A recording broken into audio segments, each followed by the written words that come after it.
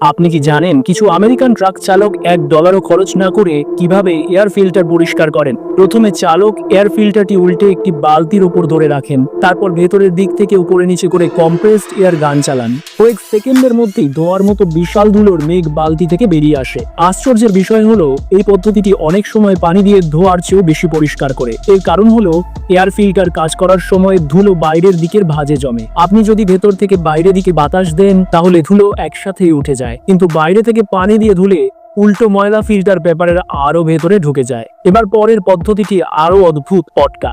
একজন ব্যক্তি একটি ছোট পটকা জ্বালিয়ে ফিল্টারের নিচে ফেলে দেন।